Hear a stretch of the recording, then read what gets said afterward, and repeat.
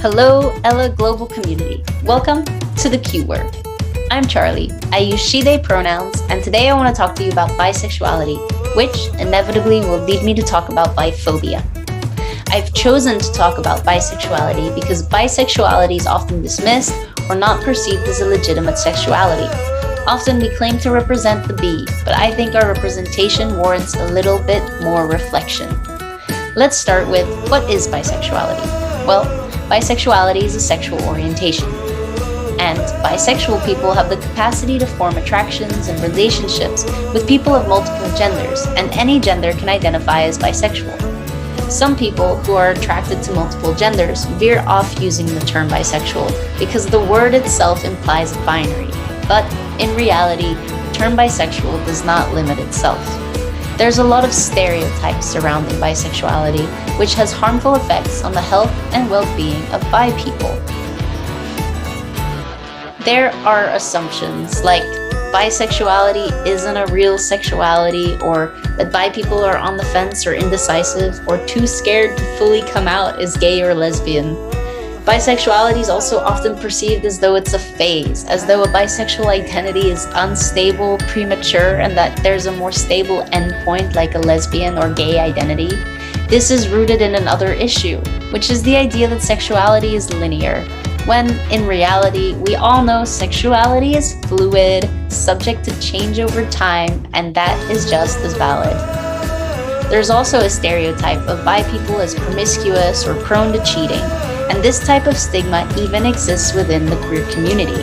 I raise this today because I believe it's imperative for queer folk to become aware of the ways in which we might be perpetuating a negative and harmful narrative about bi people. Because even within the queer community, we uphold these negative attitudes towards bi people, and we call this biphobia. More specifically, biphobia is defined as the fear, intolerance, or hatred of people who experience an attraction to people of more than one gender. Biphobia can have negative effects on the health and overall well-being of bi people. And overall, bi people are more at risk of experiencing different types of violence than the general population. Okay, so you might be thinking, well, I don't fear or hate bi people, but there's a subtle form that biphobia takes. So what can biphobia look like? Well, it can manifest in the form of negative reactions to people coming out as bi, or comments about bi people saying they need to choose a side, accepting bi people only when they're not in straight-passing relationships, or assuming bi people are untrustworthy, promiscuous, likely to cheat, or hypersexual. There's also structural biases like being denied care by doctors, jobs, or housing, all on the basis of a bisexual identity. Research even shows alarming trends at which bi people are being mistreated, and that bi people generally fare worse when it comes to mental health than their lesbian or gay counterparts. So, all in all, biphobia seriously needs to be addressed, and we can start by challenging our own biphobic assumptions.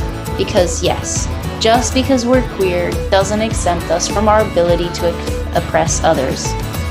So how can we support bi folks? Well, if you assume people are either gay or straight based on how you perceive them or on their relationship status, sit with that information and reframe your own understanding of what a relationship can look like or what sexuality might mean to others. Believe people who share their bisexual or multisexual identity with you and affirm them. Now that you know what biphobia looks like, speak up when you see biphobia happening.